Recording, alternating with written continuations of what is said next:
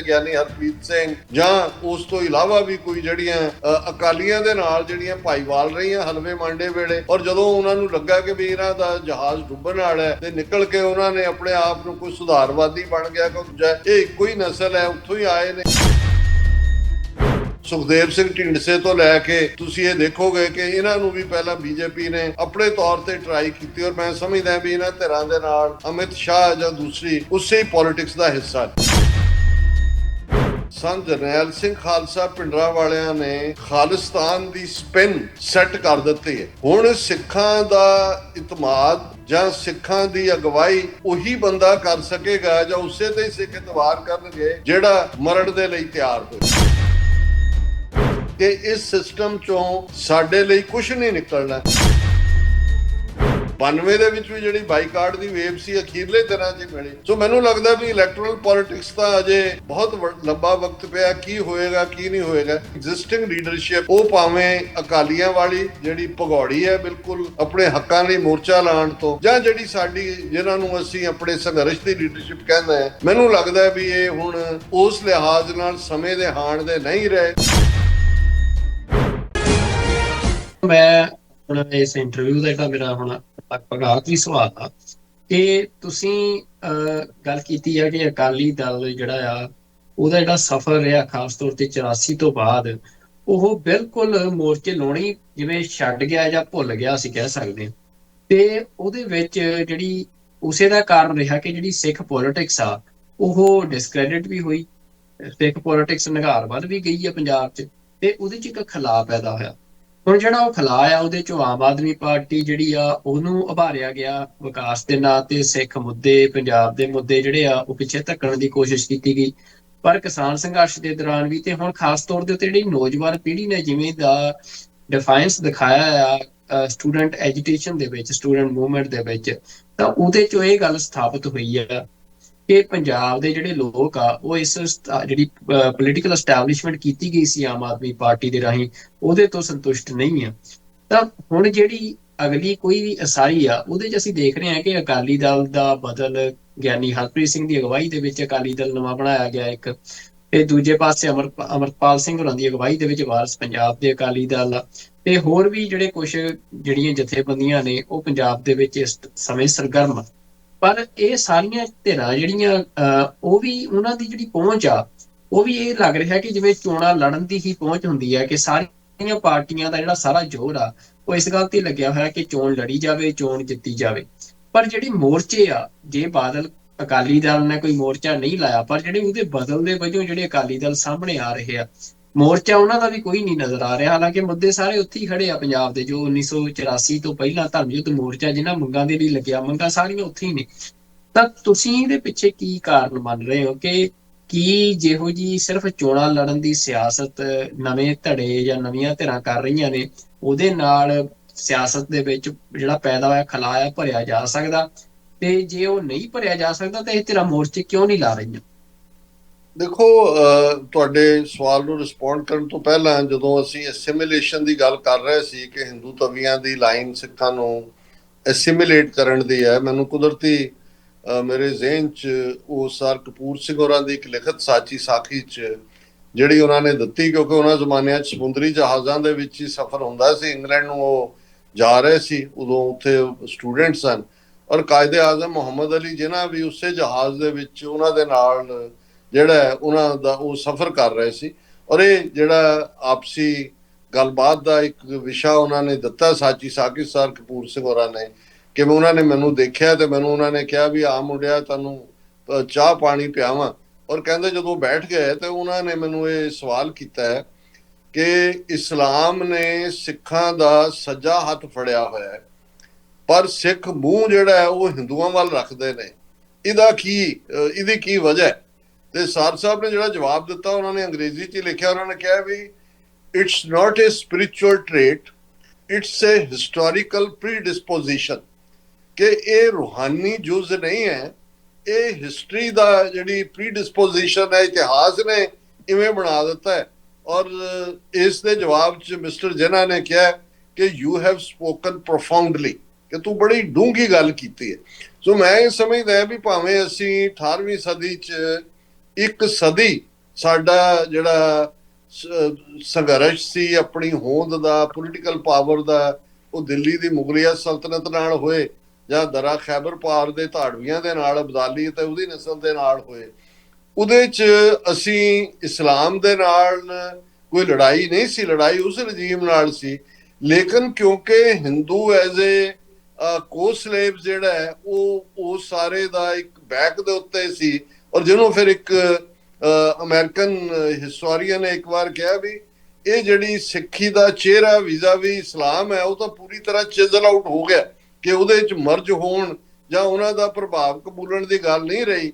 ਲੇਕਿਨ ਪਿੱਠ ਪਿੱਛੇ ਜਿਹੜੇ ਇਹ ਬੈਠੇ ਸੀ, ਇਹਨਾਂ ਨੇ ਪਿੱਛੇ ਜਿਹੜੇ ਨੇ ਉਹ ਆਪਣੇ ਜਿਹੜੇ ਨੇ ਉਹ ਧੱਬੇ ਛੱਡ ਦਿੱਤੇ ਨੇ। ਸੋ ਮੈਂ ਇਹ ਸਮਝਦਾ ਵੀ ਸਾਡੇ ਲਈ ਇਹ ਵੀ ਇੱਕ ਪਾਰਟ ਹੈ ਜਦੋਂ ਅਸੀਂ ਕਲਚਰਲ ਐਸਿਮੀਲੇਸ਼ਨ ਦੀ ਗੱਲ ਕਰਦੇ ਹਾਂ। ਔਰ ਇਹੀ ਕਾਰਨ ਸੀ ਕਿ ਜੇ ਨਾਨਕਸ਼ਾਹੀ ਕੈਲੰਡਰ ਦਾ ਪੁੱਜ ਕੇ ਵਿਰੋਧ ਆਰਐਸਐਸ ਨੇ ਕੀਤਾ, ਉਹਨਾਂ ਦਾ ਮੁਖੀ ਅੰਮ੍ਰਿਤਸਰ ਆ ਕੇ ਉਹਨੇ ਰਿਜੈਕਟ ਕੀਤਾ, ਕਿਉਂਕਿ ਉਹਨੂੰ ਇਹ ਹੁੰਦਾ ਕਿ ਜਿਹੜੀਆਂ ਫੈਸਟੀਵਿਟੀਜ਼ ਨੇ, ਜੇ ਹੋਲਾ ਮਹੱਲਾ ਸਿੱਖਾਂ ਦਾ ਸੈਪਰੇਟ ਹੁੰਦਾ ਹੈ, ਹੋਲੀ ਨਾਲ ਉਹ ਦੀਵਾਲੀ ਦੀ ਤਾਂ ਬੰਦੀ ਛੋੜ ਹੁੰਦਾ ਹੈ, ਡਿਫਰੈਂਟ ਡੇਟਾਂ ਹੁੰਦੀਆਂ ਨੇ, ਡਿਫਰੈਂਟ ਕੈਲੰਡਰ ਹੈ, ਡਿਫਰੈਂਟ ਪਾਰਟ ਹੈ, ਤੇ ਜਿਹੜਾ ਉਹਨਾਂ ਦਾ ਇਨਫਲੂਐਂਸ ਦਾਇਰਾ ਹੈ ਉਹਦੇ ਚੋਂ ਸਿੱਖ ਨਿਕਲ ਜਾਂਦੇ ਨੇ। ਔਰ ਉਹਨਾਂ ਨੇ 8-9 ਸਾਲ ਉਹ ਮੂਲ ਨਾਨਕਸ਼ਾਹੀ ਕੈਲੰਡਰ 2003 ਲਾਗੂ ਹੋਣ ਦੇ ਬਾਵਜੂਦ ਵਾਪਸ ਲਿਆ ਕੇ ਹਿੰਦੂ ਕੈਲੰਡਰ ਦੇ ਵਿੱਚ ਹੀ ਸਾਨੂੰ ਥੋਪਿਆ। ਸੋ ਇਸ ਲਈ ਸਾਡਾ ਇੱਕ ਤਬਕਾ ਜਿਹੜਾ ਕਿ ਇਸ ਪ੍ਰਭਾਵ ਨੂੰ ਕਬੂਲਦਾ ਹੈ, ਉਹਦਾ ਕੁਝ ਇਹ ਕਲਚਰਲ ਡੋਮੀਨੈਂਸ ਵੀ ਰੀਜ਼ਨ ਹੈ। ਔਰ ਪਿਛਲੇ ਪੀਰੀਅਡ ਦੇ ਵਿੱਚ ਜਿਸ ਅੰਦਾਜ਼ ਦੇ ਵਿੱਚ ਇੱਕ ਬਾਬਾ ਕਲਚਰ ਖੜਾ ਹੋਇਆ, ਜਿਨ੍ਹਾਂ ਨੇ ਬਿਲਕੁਲ, ਔਰ ਅਸੀਂ ਗੁਰੂ ਤੇਗ ਬਹਾਦਰ ਸਾਹਿਬ ਦੇ 350 ਸਾਲਾ ਸ਼ਤਾਬਦੀ ਸ਼ਹੀਦੀ ਸ਼ਤਾਬਦੀ ਮੌਕੇ, ਜਿਹੜਾ ਅਰਧ ਸ਼ਤਾਬਦੀ ਮੌਕੇ ਵੀ ਦੇਖਿਆ ਵੀ ਉਹ ਕਿਵੇਂ ਹਾਵੀ ਰਹੇ। ਔਰ ਨੈਰੇਟਿਵ ਜਿਹੜਾ ਹਿੰਦ ਦੀ ਚਾਦਰ ਦੇ ਥੱਲੇ ਉਹਨਾਂ ਨੇ ਸ੍ਰਿਸ਼ਟੀ ਦੀ ਚਾਦਰ ਜਾਂ ਧਰਮ ਦੀ ਚਾਦਰ ਉਹਨੂੰ ਕਿਵੇਂ ਡਿਲੂਟ ਕੀਤਾ। ਸੋ ਪਹਿਲਾ ਪਾਰਟ ਤਾਂ ਇਹ ਸਮਝਣ ਵਾਲੀ ਗੱਲ ਹੈ ਵੀ ਇਹ ਡਿਫਿਕਲਟ ਪ੍ਰੋਸੈਸ ਹੈ। ਡਾਇਸਪੋਰਾ ਸਿੱਖ ਕਿਉਂਕਿ ਉਸ ਹਿੰਦੂ ਕਲਚਰਲ ਡੋਮੀਨੈਂਸ ਚੋਂ ਨਿਕਲ ਕੇ, ਬੇਸ਼ੱਕ ਇੱਥੇ ਸਾਡੇ ਸਾਹਮਣੇ ਵੈਸਟਰਨ ਕਲਚਰ ਜਾਂ ਸੋ ਕਾਲਡ ਸੈਕੂਲਰਿਜ਼ਮ ਦੇ ਥੱਲੇ ਏਥੀਇਸਟ ਕਲਚਰ ਦਾ ਪ੍ਰਭਾਵ ਹੈ, ਲੇਕਿਨ ਇੱਥੇ ਤੁਹਾਨੂੰ ਸਿੱਖੀ ਦਾ ਨਿਖਾਰ ਨਜ਼ਰ ਆਉਂਦਾ ਹੈ। ਗੁਰਦੁਆਰਿਆਂ ਦੇ ਨੈਟਵਰਕ ਦੇ ਵਿੱਚ, ਨੈਰੇਟਿਵ ਦੇ ਵਿੱਚ ਵੀ ਇਹੀ ਕਾਰਨ ਹੈ ਕਿ ਜਿਹੜੇ ਉੱਥੋਂ ਵਾਲੇ ਨੈਰੇਟਿਵ ਵਾਲੇ ਨੇ ਇੱਥੇ ਆ ਕੇ ਉਹਨਾਂ ਦੀ ਬਹੁਤੀ ਦਾਲ ਨਹੀਂ ਗਲਦੀ ਹੈ। ਹੁਣ ਦੂਸਰਾ ਪਾਸਾ ਜਿਹੜਾ ਦੇਖੋ, ਮੋਰਚਾ ਲਫ਼ਜ਼ ਆਪਣੇ ਆਪ ਦੇ ਵਿੱਚ ਫਾਈਟ ਨੂੰ ਰਿਪਰੈਜ਼ੈਂਟ ਕਰਦਾ ਹੈ। ਮੋਰਚਾ ਸੰਭਾਲ ਲਿਆ, ਮੋਰਚਾ ਜਿਹੜਾ ਹੈ ਉਹ ਸਾਡੇ ਪਾਰਟ ਦਾ ਹਿੱਸਾ ਹੈ ਜਿਹਦੇ 'ਚ ਅਸੀਂ ਰੈਜ਼ਿਸਟ ਕਰਨਾ। ਦੂਸਰਾ, ਤੇ ਜਦੋਂ ਤੁਹਾਡਾ ਮੰਤਵ ਹੀ ਕੁਰਸੀ ਹਾਸਲ ਕਰਨਾ ਹੈ, ਔਰ ਕੁਰਸੀ ਹਾਸਲ ਕਰਨ ਦੇ ਲਈ ਚਾਪਲੂਸੀ, ਗੱਦਾਰੀ, ਵਿਕਣਾ, ਵਿਕਾਣਾ, ਖਰੀਦਣਾ, ਇਹ ਕੋਈ ਮੈਟਰ ਨਹੀਂ ਕਰਦਾ। ਸੋ ਇਹਦੇ 'ਚ ਪਹਿਲੀ ਗੱਲ ਤਾਂ ਮੈਂ ਇਹ ਦੱਸਦੇ ਹਾਂ ਕਿ ਜਿਹਨਾਂ ਧਿਰਾਂ ਦਾ ਤੁਸੀਂ ਜ਼ਿਕਰ ਕੀਤਾ, ਖਾਸ ਤੌਰ ਤੇ ਗਿਆਨੀ ਹਰਪ੍ਰੀਤ ਸਿੰਘ, ਜਾਂ ਉਸ ਤੋਂ ਇਲਾਵਾ ਵੀ ਕੋਈ ਜਿਹੜੀਆਂ ਅਕਾਲੀਆਂ ਦੇ ਨਾਲ ਜਿਹੜੀਆਂ ਭਾਈਵਾਲ ਰਹੀਆਂ ਹਲਵੇ ਮਾਂਡੇ ਵੇਲੇ, ਔਰ ਜਦੋਂ ਉਹਨਾਂ ਨੂੰ ਲੱਗਾ ਕਿ ਵੀ ਇਹਨਾਂ ਦਾ ਜਹਾਜ਼ ਡੁੱਬਣ ਵਾਲਾ ਹੈ ਤੇ ਨਿਕਲ ਕੇ ਉਹਨਾਂ ਨੇ ਆਪਣੇ ਆਪ ਨੂੰ ਕੋਈ ਸੁਧਾਰਵਾਦੀ ਬਣ ਗਿਆ, ਕੋਈ ਦੂਜਾ, ਇਹ ਇੱਕੋ ਹੀ ਨਸਲ ਹੈ, ਉੱਥੋਂ ਹੀ ਆਏ ਨੇ। ਔਰ ਇਹਦੇ 'ਚ ਵੀ ਸੁਖਦੇਵ ਸਿੰਘ ਢੀਂਡਸੇ ਤੋਂ ਲੈ ਕੇ ਤੁਸੀਂ ਇਹ ਦੇਖੋਗੇ ਕਿ ਇਹਨਾਂ ਨੂੰ ਵੀ ਪਹਿਲਾਂ ਬੀਜੇਪੀ ਨੇ ਆਪਣੇ ਤੌਰ ਤੇ ਟਰਾਈ ਕੀਤੀ। ਔਰ ਮੈਂ ਸਮਝਦਾ ਵੀ ਇਹਨਾਂ ਧਿਰਾਂ ਦੇ ਨਾਲ ਅਮਿਤ ਸ਼ਾਹ ਜਾਂ ਦੂਸਰੀ ਉਸੇ ਹੀ ਪੋਲਿਟਿਕਸ ਦਾ ਹਿੱਸਾ ਨੇ। ਹੁਣ ਜਿਹੜੀਆਂ ਸਾਡੀਆਂ ਧਿਰਾਂ ਨੇ ਜਿਨ੍ਹਾਂ ਦੇ ਵਿੱਚ ਦਲ ਖਾਲਸਾ ਜ਼ਾਹਰ ਹੈ, ਉਹਨਾਂ ਨੇ ਤੇ ਖਿੱਚ ਕੇ ਲਾਈਨ ਲਈ ਹੋਈ ਆ, ਉਹ ਤਾਂ ਇਸ ਨਤੀਜੇ ਤੇ ਪਹੁੰਚੇ ਕਿ ਜੀ ਇਸ ਸਿਸਟਮ ਚੋਂ ਸਾਡਾ ਕੁਝ ਨਹੀਂ ਨਿਕਲਣਾ। ਪਰ ਉਹ ਜਿਹੜੇ ਨੇ ਮੌਕੇ ਦੇ ਮੁਤਾਬਕ ਯੋਗ ਕੈਂਡੀਡੇਟ ਦੀ ਮਦਦ ਵੀ ਕਰ ਦਿੰਦੇ ਨੇ, ਲੇਕਿਨ ਉਹਨਾਂ ਦੀ ਸਿਧਾਂਤਕ ਪੋਜੀਸ਼ਨ ਇਹੀ ਹੈ।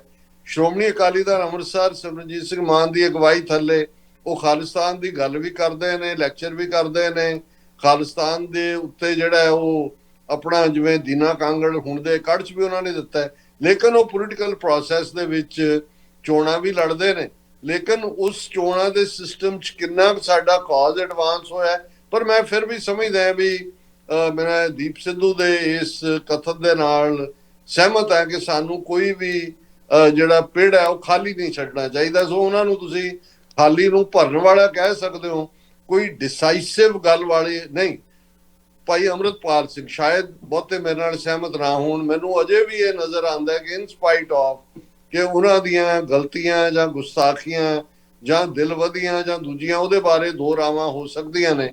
ਮੈਨੂੰ ਲੱਗਦਾ ਹੈ ਕਿ ਵੀ ਕਿਉਂਕਿ ਉਹ ਨੌਜਵਾਨੀ ਦੇ ਉਭਾਰ ਨੂੰ ਏਜੰਸੀਆਂ ਨੇ ਵੀ ਨੋਟਿਸ ਕੀਤਾ, ਸਿੱਖ ਕੌਮ ਦਾ ਉਤਸ਼ਾਹ, ਖਾਲਸਾ ਵਹੀਰ, ਡਰੱਗਸ ਤੋਂ ਛੁਟਕਾਰਾ, ਅੰਮ੍ਰਿਤ ਛਕਣਾ ਔਰ ਪੋਲੀਟੀਕਲ ਜਿਹੜਾ ਨਿਸ਼ਾਨੇ ਵੱਲ, ਹਾਲਾਂਕਿ ਉਹਦੇ ਤੇ ਉਹ ਡਗਮਗਾਹਟ ਵੀ ਹੈ। ਔਰ ਆਉਣ ਵਾਲੇ ਪੀਰੀਅਡ 'ਚ ਜਦੋਂ ਤੱਕ ਉਹ ਬਾਹਰ ਆ ਕੇ ਆਪਣੀ ਪੋਜੀਸ਼ਨ ਨੇ, ਔਰ ਇੱਕ ਗੱਲ ਇਹਦੇ 'ਚੋਂ ਸਾਨੂੰ ਇਹ ਸਮਝ ਲੈਣੀ ਚਾਹੀਦੀ ਹੈ, ਔਰ ਇਹ ਗੱਲ ਮੈਨੂੰ ਯਾਦ ਹੈ ਕਿ ਜੂਨ 84 ਤੋਂ ਬਾਅਦ ਇੱਕ ਬਹੁਤ ਸਿਆਣੇ ਸੱਜਣ ਬਜ਼ੁਰਗ ਉਹਨਾਂ ਨੇ ਕਿਹਾ ਕਿ ਵੀ ਦੇਖੋ, ਸੰਤ ਜਰਨੈਲ ਸਿੰਘ ਖਾਲਸਾ ਪਿੰਡਰਾਂ ਵਾਲਿਆਂ ਨੇ ਖਾਲਿਸਤਾਨ ਦੀ ਸਪਿਨ ਸੈੱਟ ਕਰ ਦਿੱਤੀ ਹੈ।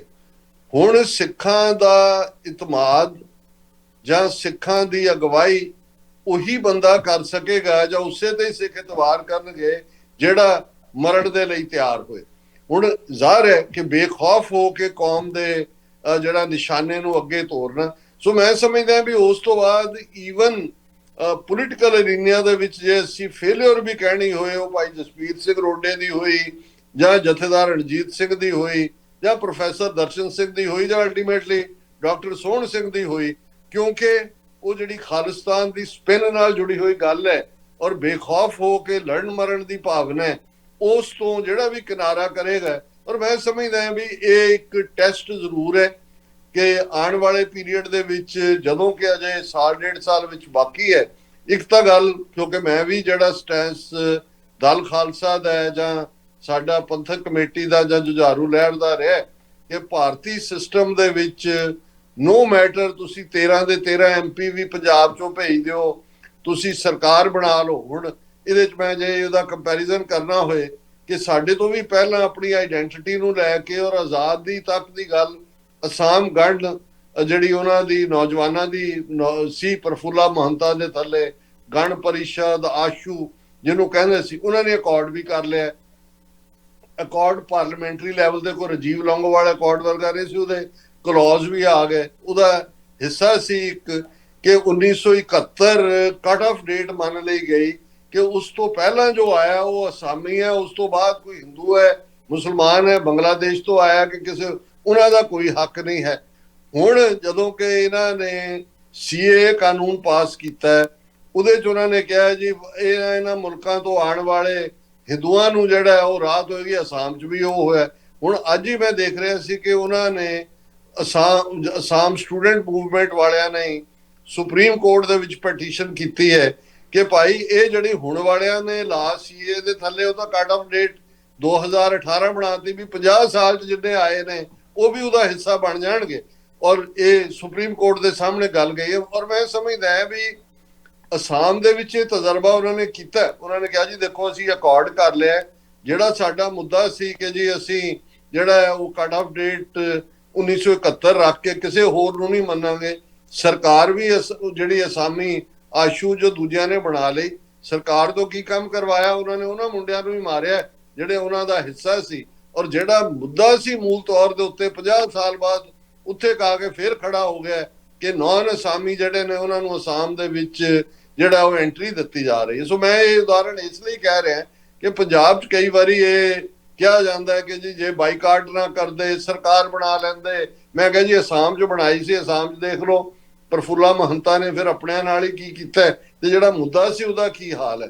ਸੋ ਮੈਂ ਸਮਝਦਾ ਵੀ ਮੇਰੀ ਪੋਜੀਸ਼ਨ ਵੀ ਇਸ ਮਾਮਲੇ ਦੇ ਵਿੱਚ ਬਿਲਕੁਲ ਕਲੀਅਰ ਹੈ ਕਿ ਇਸ ਸਿਸਟਮ 'ਚੋਂ ਸਾਡੇ ਲਈ ਕੁਝ ਨਹੀਂ ਨਿਕਲਣਾ। ਪਰ ਕਿਉਂਕਿ ਕੁਝ ਲੋਕਾਂ ਨੂੰ ਪੜਾਵਾਰ ਸਮਝ ਆਉਂਦੀ ਹੈ, ਸ਼ਾਇਦ ਇਸੇ ਲਈ ਦੀਪ ਸਿੱਧੂ ਨੇ ਗੱਲ ਕਹੀ ਕਿ ਜੀ ਸਾਨੂੰ ਪਿੰਡ ਖਾਲੀ ਨਹੀਂ ਛੱਡਣਾ ਚਾਹੀਦਾ। ਸੋ ਮੈਨੂੰ ਇਹ ਲੱਗਦਾ ਹੈ ਕਿ ਵੀ ਮੌਕੇ ਦੇ ਉੱਤੇ ਔਰ ਪੰਜਾਬ ਦੇ ਵਿੱਚ ਜਿਹੜੀ ਤਬਦੀਲੀ ਹੁੰਦੀ ਹੈ ਉਹ ਅਖੀਰਲੇ ਦਿਨਾਂ 'ਚ ਹੀ ਹੁੰਦੀ ਹੈ। ਕਈ ਵਾਰ ਹੁਣ ਵੀ ਕੌਣ ਸੋਚ ਸਕਦਾ ਸੀ ਕਿ ਫਰੀਦਕੋਟ ਤੋਂ ਸਰਬਜੀਤ ਸਿੰਘ ਜਿੱਤ ਸਕਦਾ ਹੈ ਜਾਂ ਅੰਮ੍ਰਿਤਪਾਲ ਸਿੰਘ ਹੋਰਾਂ ਦਾ, ਤਾਂ ਚਲੋ ਖਡੂਰ ਸਾਹਿਬ ਹੋਰਾਂ ਦਾ ਜਿਹੜਾ ਉਹ ਆਪਣਾ ਹਲਕਾ ਵੀ ਸੀ ਕਿਸੇ ਹੱਦ ਤੱਕ। ਇਹੀ ਅਸੀਂ ਦੇਖਦੇ ਹਾਂ ਕਿ 1999 ਦੇ ਵੇਲੇ ਵੀ ਜਿਹੜੀ ਸਾਰੀਆਂ ਜਿੰਨੇ 5 6 7 8 MP ਜਿਹੜੇ ਸੰਘਰਸ਼ ਪੱਖੀ ਸੀ, ਜਿਹੜੇ ਜੇਲ੍ਹਾਂ 'ਚ ਬੈਠੇ ਸੀ, ਉਹ ਅਖੀਰਲੇ ਦਿਨਾਂ 'ਚ ਉਹ ਵੇਵ ਬਣੀ। 92 ਦੇ ਵਿੱਚ ਵੀ ਜਿਹੜੀ ਬਾਈਕਾਟ ਦੀ ਵੇਵ ਸੀ ਅਖੀਰਲੇ ਦਿਨਾਂ 'ਚ ਬਣੀ। ਸੋ ਮੈਨੂੰ ਲੱਗਦਾ ਵੀ ਇਲੈਕਟੋਰਲ ਪੋਲਿਟਿਕਸ ਤਾਂ ਅਜੇ ਬਹੁਤ ਲੰਬਾ ਵਕਤ ਪਿਆ, ਕੀ ਹੋਏਗਾ ਕੀ ਨਹੀਂ ਹੋਏਗਾ। ਪਰ ਮੈਨੂੰ ਲੱਗਦਾ ਵੀ ਐਗਜ਼ਿਸਟਿੰਗ ਲੀਡਰਸ਼ਿਪ ਉਹ ਭਾਵੇਂ ਅਕਾਲੀਆਂ ਵਾਲੀ ਜਿਹੜੀ ਭਗੌੜੀ ਹੈ ਬਿਲਕੁਲ ਆਪਣੇ ਹੱਕਾਂ ਲਈ ਮੋਰਚਾ ਲਾਉਣ ਤੋਂ, ਜਾਂ ਜਿਹੜੀ ਸਾਡੀ ਜਿਹਨਾਂ ਨੂੰ ਅਸੀਂ ਆਪਣੇ ਸੰਘਰਸ਼ ਦੀ ਲੀਡਰਸ਼ਿਪ ਕਹਿੰਦੇ ਹਾਂ, ਮੈਨੂੰ ਲੱਗਦਾ ਵੀ ਇਹ ਹੁਣ ਉਸ ਲਿਹਾਜ਼ ਨਾਲ ਸਮੇਂ ਦੇ ਹਾਣ ਦੇ ਨਹੀਂ ਰਹੇ ਜਿਵੇਂ ਆਲ ਆਫ ਅ ਸਡਨ ਇਹ ਸਟੂਡੈਂਟ ਸਟਰਗਲ ਚੋਂ ਜਿਹੜੀ ਹੈ ਉਹ ਲੀਡਰਸ਼ਿਪ ਨਿਕਲੀ, ਇਸੇ ਤਰ੍ਹਾਂ ਆਉਣ ਵਾਲੇ ਪੀਰੀਅਡ ਦੇ ਵਿੱਚ ਵੀ ਕੈਨ ਹੋਪ ਕਿ ਜਿਹੜੀ ਹੈ ਉਹ ਯੂਥ ਲੀਡਰਸ਼ਿਪ ਜਿਹੜੀ ਸਮਝਦੀ ਹੈ, ਜਿਹਦੇ ਕੋਲ ਕੋਈ ਕੰਪਲੈਕਸ ਨਹੀਂ ਹੈ, ਇਨਫੀਰੀਅਰਿਟੀ ਕੰਪਲੈਕਸ ਨਹੀਂ ਹੈ, ਕੋਈ ਗਰੀਡ 'ਚ ਨਹੀਂ ਨੇ, ਕੋਈ ਲਾਲਚ ਦੇ ਵਿੱਚ ਨਹੀਂ ਫਸੇ ਹੋਏ, ਔਰ ਉਹ ਮਰਨ ਦੇ ਭੈ ਤੋਂ ਵੀ ਮੁਕਤ ਨੇ।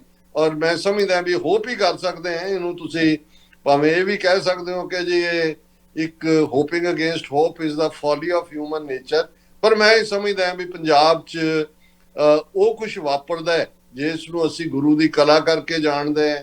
18ਵੀਂ ਸਦੀ ਦੇ ਇਤਿਹਾਸ ਤੋਂ, ਬੰਦਾ ਸਿੰਘ ਬਹਾਦਰ, ਇਸ ਸਾਰੇ ਤੋਂ ਜੇ ਪੀਰੀਅਡ ਨੂੰ ਅਸੀਂ ਦੇਖੀਏ ਤੇ ਇੱਕਦਮ ਮੌਕੇ ਦੇ ਉੱਤੇ ਬਹੁਤ ਕੁਝ ਐਸਾ ਵਾਪਰ ਜਾਂਦਾ ਹੈ, ਲੀਡਰਸ਼ਿਪ ਉਸ ਚੋਂ ਹੀ ਐਮਰਜ ਹੁੰਦੀ ਹੈ। ਜਿਵੇਂ 18ਵੀਂ ਸਦੀ ਦੇ ਸਾਡੇ ਸਟਾਲਵਾਰਟ, ਭਾਵੇਂ ਪਹਿਲਾਂ ਬੰਦਾ ਸਿੰਘ ਬਹਾਦਰ ਗੁਰੂ ਸਾਹਿਬ ਵੱਲੋਂ ਜਿਨ੍ਹਾਂ ਨੂੰ ਜਥੇਦਾਰ ਬਣਾ ਕੇ ਭੇਜਿਆ ਗਿਆ, ਉਹਨਾਂ ਦੀ ਅਗਵਾਈ ਸੀ, ਫਿਰ ਇੱਕ ਵੱਡਾ ਗੈਪ ਸੀ।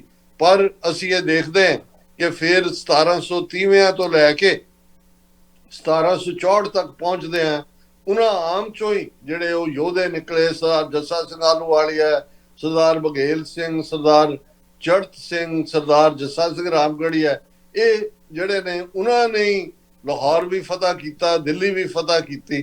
ਅਸੀਂ ਆਸ ਕਰਦੇ ਹਾਂ ਕਿ ਪੰਜਾਬ ਦੇ ਵਿੱਚ ਗੁਰੂ ਦੀ ਕਲਾ ਵਾਪਰਦੀ ਹੈ ਸਿੱਖ ਕੌਮ ਦੇ ਵਿੱਚ, ਔਰ ਲੀਡਰਸ਼ਿਪ ਜਿਹੜੀ ਹੈ ਉਹ ਸਪੌਂਟੇਨੀਅਸਲੀ ਵੀ ਐਮਰਜ ਹੋ ਸਕਦੀ ਹੈ ਆਉਣ ਵਾਲੇ ਪੀਰੀਅਡ ਦੇ ਵਿੱਚ, ਜਿਹੜੀ ਵਿਕੀ ਹੋਈ ਨਹੀਂ ਹੋਏਗੀ, ਝੁਕੀ ਹੋਈ ਨਹੀਂ ਹੋਏਗੀ, ਔਰ ਜਿਨ੍ਹਾਂ ਨੇ ਆਪਣੀਆਂ ਜ਼ਮੀਰਾਂ ਦਿੱਲੀ ਦਰਬਾਰ ਦੇ ਕੋਲ ਜਿਹੜੀਆਂ ਉਹ ਵੇਚੀਆਂ ਨਹੀਂ ਹੋਣਗੀਆਂ। ਬਿਲਕੁਲ ਡਾਕਟਰ ਸਾਹਿਬ, ਤੁਸੀਂ ਜਿਹੜੀ ਗੱਲ ਕੀਤੀ ਹੈ ਕਿ ਗੁਰੂ ਦੀ ਕਲਾ ਵਰਤਦੀ ਆ ਪੰਜਾਬ ਦੇ ਵਿੱਚ, ਹੈਰਾਨਕੁਨ ਕਰਨ ਵਾਲੀਆਂ ਘਟਨਾਵਾਂ ਵਾਪਰਦੀਆਂ ਰਹੀਆਂ ਨੇ, ਵਾਪਰਨ ਦੀਆਂ ਸੰਭਾਵਨਾਵਾਂ ਨੇ। ਤੇ ਅਮਿਤ ਸ਼ਾਹ ਖੁਦ ਜਿਹੜੀ ਗੱਲ ਨੂੰ ਕਹਿ ਰਿਹਾ ਵੀ ਜਿਹੜੀ ਗੱਲ ਬ੍ਰਹਮਾ ਨੂੰ ਵੀ ਨਾ ਪਤਾ, ਬ੍ਰਹਮਾ ਵੀ ਨਹੀਂ ਜਾਣਦਾ, ਸ਼ਾਇਦ ਉਹੀ ਗੁਰੂ ਦੀ ਕਿਰਪਾ ਆ ਕਿ ਬ੍ਰਹਮਾ ਵੀ ਜਿਹੜਾ ਆ ਗੁਰੂ ਦੀ ਜਿਹੜੀ ਕਲਾ ਆ ਉਹਨੂੰ ਨਹੀਂ ਸਮਝ ਸਕਦਾ। ਤੇ ਇਹ ਜਿਹੜੇ ਹਾਲਾਤ ਪੰਜਾਬ ਦੇ ਬਣ ਰਹੇ ਨੇ ਉਹਦੇ ਬਾਰੇ ਅਸੀਂ ਗੱਲਬਾਤ ਕੀਤੀ ਆ ਕਿ ਪੰਜਾਬ ਦੇ ਵਿੱਚ ਇਸ ਸਮੇਂ ਭਾਜਪਾ ਦੀ ਜਿਹੜੀ ਨੀਤੀ ਆ ਉਹ ਜਿੱਥੇ ਸਿੱਖਾਂ ਨੂੰ ਇੱਕ ਪਾਸੇ ਇਹ ਦਿਖਾਉਣ ਦੀ ਕੋਸ਼ਿਸ਼ ਕਰ ਰਹੀ ਆ ਕਿ ਅਸੀਂ ਤੁਹਾਡੇ ਪ੍ਰਤੀ ਨਰਮ ਆ, ਤੇ ਕਾਂਗਰਸ ਦੇ ਨਾਲ ਜਿਹੜਾ ਸਿੱਖਾਂ ਦਾ ਨਸਲਕੁਸ਼ੀ ਵਾਲਾ ਸਾਰਾ ਦੌਰ ਰਿਹਾ ਉਹਦੇ ਚੋਂ ਕਾਂਗਰਸ ਨੂੰ ਆਈਸੋਲੇਟ ਉਹਦੇ ਰਾਹੀਂ ਕਰ ਰਹੇ ਆ। ਪਰ ਜਿਹੜੀ ਕਾਂਗਰਸ ਸਿੱਖਾਂ ਦੀ ਨਸਲਕੁਸ਼ੀ ਦੇ ਵਿੱਚ ਭਾਜਪਾ ਦੀ ਭਾਈਵਾਲਤਾ ਰਹੀ ਆ ਉਹ ਸਾਰੇ ਸਿੱਖ ਜਾਣਦੇ ਨੇ। ਤੇ ਇਸ ਤੋਂ ਇਲਾਵਾ ਜਿਹੜਾ ਭਾਜਪਾ ਦਾ ਪ੍ਰੋਜੈਕਟ, ਜਿਹਨੂੰ ਡਾਕਟਰ ਸਾਹਿਬ ਨੇ ਬੜਾ ਹੀ ਡੂੰਘਾਈ ਦੇ ਨਾਲ ਇਸ ਪ੍ਰੋਗਰਾਮ ਦੇ ਵਿੱਚ ਸਮਝਾਇਆ ਕਿ ਜਿਹੜਾ ਸਿੱਖਾਂ ਦੀ ਪਛਾਣ ਨੂੰ ਖਤਮ ਕਰਨਾ, ਉਹਨੂੰ ਜਜ਼ਬ ਕਰਨਾ, ਤੇ ਉਹ ਭਾਵੇਂ ਅਸਿਮੀਲੇਸ਼ਨ ਦੇ ਰਾਹੀਂ ਹੋਵੇ, ਭਾਵੇਂ ਉਹ ਐਲੀਮੀਨੇਸ਼ਨ ਅਸੀਂ ਵਿਦੇਸ਼ਾਂ ਦੇ ਵਿੱਚ ਦੇਖੀਆਂ ਨੇ, ਸਿੱਖ ਜਿਹੜੇ ਡਾਇਸਪੋਰਾ ਸਿੱਖ ਲੀਡਰਸ਼ਿਪ ਦੀਆਂ ਨੇ ਉਹ ਪਿਛਲੇ ਸਾਲਾਂ ਦੇ ਵਿੱਚ ਭਾਜਪਾ ਨੇ ਕੀਤੀਆਂ ਨੇ, ਭਾਜਪਾ ਦੀ ਸਰਕਾਰ ਨੇ। ਤੇ ਇਹ ਸਾਰੀਆਂ ਚਾਲਾਂ ਤੋਂ ਪੰਜਾਬ ਦੇ ਲੋਕਾਂ ਨੂੰ ਤੇ ਸਿੱਖਾਂ ਨੂੰ ਜਿਹੜਾ ਆ ਸੁਚੇਤ ਰਹਿਣਾ ਚਾਹੀਦਾ। ਤੇ ਨਾਲ ਹੀ ਜਿਹੜੀ ਇੱਕ ਆਸ ਦੀ ਕਿਰਨ ਪਿਛਲੇ ਮੋਰਚਿਆਂ ਦੇ ਵਿੱਚੋਂ, ਸੰਘਰਸ਼ਾਂ ਦੇ ਵਿੱਚੋਂ ਕੁਝ ਸਮੇਂ ਤੋਂ ਪੰਜਾਬ ਦੇ ਵਿੱਚ ਨਜ਼ਰ ਆ ਰਹੀ ਆ ਕਿ ਇੱਕ ਸਪੌਂਟੇਨੀਅਸ ਲੀਡਰਸ਼ਿਪ ਜਿਹੜੀ ਆਮ ਲੋਕਾਂ ਚੋਂ, ਆਮ ਘਰਾਂ ਦੇ ਨੌਜਵਾਨਾਂ ਚੋਂ ਜਿਹੜੀ ਪੈਦਾ ਹੋ ਰਹੀ ਆ, ਜਿਹੜੀ ਸਰਕਾਰ ਨੂੰ ਚੁਣੌਤੀ ਦੇ ਰਹੀ ਆ, ਭਾਰਤ ਸਰਕਾਰ ਨੂੰ, ਭਾਰਤ ਸਰਕਾਰ ਦੀਆਂ ਪੰਜਾਬ ਵਿਰੋਧੀ ਨੀਤੀਆਂ ਨੂੰ। ਤੇ ਉਹਦੇ ਚੋਂ ਇੱਕ ਆਸ ਆ ਕਿ ਸ਼ਾਇਦ ਪੰਜਾਬ ਜਿਹੜਾ ਆ, ਅਗਲੀ ਜਿਹੜੀ ਜਨਰੇਸ਼ਨ ਆ ਪੰਜਾਬ ਦੀ, ਉਹ ਇੱਕ ਨਵੀਆਂ ਪਲਾਂਘਾਂ ਸੰਘਰਸ਼ ਦੀਆਂ ਪੱਟੇਗੀ ਤੇ ਪੰਜਾਬ ਦੇ ਜਿਹੜੇ ਹੱਕ ਹਕੂਕ ਨੇ ਉਹ ਬਹਾਲ ਕਰਾਏਗੀ। ਤੇ ਡਾਕਟਰ ਸਾਹਿਬ, ਸਾਡੇ ਨਾਲ ਜੁੜਨ ਦੇ ਲਈ, ਇਹ ਸਾਰੀ ਗੱਲਬਾਤ ਕਰਨ ਦੇ ਲਈ ਤੁਹਾਡਾ ਵੀ ਬਹੁਤ ਧੰਨਵਾਦ ਜੀ। ਤੇ ਨਾਲ ਹੀ ਦੁਨੀਆ ਭਰ ਦੇ ਵਿੱਚ TV 84 ਨੂੰ ਲਗਾਤਾਰ ਦੇਖ ਰਹੇ ਸਮੂਹ ਦਰਸ਼ਕਾਂ ਦਾ ਵੀ ਅਸੀਂ ਧੰਨਵਾਦ ਕਰਦੇ ਹਾਂ ਤੇ ਬੇਨਤੀ ਕਰਦੇ ਹਾਂ ਕਿ TV 84 ਨੂੰ ਤੁਸੀਂ TV 84 ਦੀ ਵੈਬਸਾਈਟ tv84.com ਦੇ ਉੱਤੇ ਜਾ ਕੇ ਵੀ ਦੇਖ ਸਕਦੇ ਹੋ। ਤੇ ਨਾਲ ਹੀ ਆਪਣੇ ਮੋਬਾਈਲਸ ਦੇ ਵਿੱਚ ਤੁਸੀਂ TV 84 ਦੀਆਂ ਐਪਸ, ਭਾਵੇਂ ਤੁਹਾਡਾ ਫੋਨ ਐਂਡਰੋਇਡ ਆ ਚਾਹੇ ਆਈਫੋਨ ਆ, ਤੁਸੀਂ ਐਪ ਸਟੋਰ ਤੋਂ ਜਾ ਕੇ ਇਹ ਐਪਸ ਡਾਊਨਲੋਡ ਕਰਕੇ ਵੀ ਉੱਥੇ ਦੇਖ ਸਕਦੇ ਹੋ ਲਾਈਵ TV 24 ਆਵਰ। ਤੇ ਇਸ ਤੋਂ ਬਿਨਾਂ ਜਿਹੜੇ ਤੁਹਾਡੀ ਮਦਦ ਦੇ ਨਾਲ ਹੀ TV 84 ਜਿਹੜਾ ਹੱਕ ਸੱਚ ਦੀ ਆਵਾਜ਼ ਬੁਲੰਦ ਕਰ ਰਿਹਾ ਆ, ਤੇ ਤੁਸੀਂ ਆਪਣਾ ਦਸਵੰਧ TV 84 ਨੂੰ ਵੈਬਸਾਈਟ ਤੇ ਜਾ ਕੇ ਵੀ tv84.com ਦੇ ਉੱਤੇ ਡੋਨੇਟ ਦਾ ਬਟਨ ਆ, ਤੁਸੀਂ ਉੱਥੇ ਜਾ ਕੇ ਵੀ ਡੋਨੇਟ ਕਰ ਸਕਦੇ ਹੋ। ਜਾਂ ਫਿਰ ਜਿਹੜਾ ਨਿਊਯਾਰਕ ਦਾ ਆਫਿਸ ਆ TV 84 ਦਾ, ਤੁਸੀਂ ਉੱਥੇ ਵੀ ਜਿਹੜਾ ਆਪਣਾ ਦਸਵੰਧ ਆ ਉਹ ਭੇਜ ਸਕਦੇ ਹੋ। ਤੇ ਤੁਹਾਡੀ ਸਪੋਰਟ ਦੇ ਨਾਲ ਅਸੀਂ ਜਿਹੜੀ ਹੱਕ ਸੱਚ ਦੀ ਆਵਾਜ਼ ਆ ਇਸੇ ਤਰ੍ਹਾਂ ਚੁੱਕਦੇ ਰਹਾਂਗੇ, ਤੁਹਾਡੇ ਤੱਕ ਜਾਣਕਾਰੀਆਂ ਲੈ ਕੇ ਆਉਂਦੇ ਰਹਾਂਗੇ। ਤੇ ਅਗਲੇ ਪ੍ਰੋਗਰਾਮ ਦੇ ਵਿੱਚ ਫਿਰ ਤੁਹਾਡੇ ਨਾਲ ਮੁਲਾਕਾਤ ਹੋਵੇਗੀ। ਉਦੋਂ ਤੱਕ ਰੱਬ ਰਾਖਾ ਜੀ। ਵਾਹਿਗੁਰੂ ਜੀ ਕਾ ਖਾਲਸਾ, ਵਾਹਿਗੁਰੂ ਜੀ ਕੀ ਫਤਿਹ।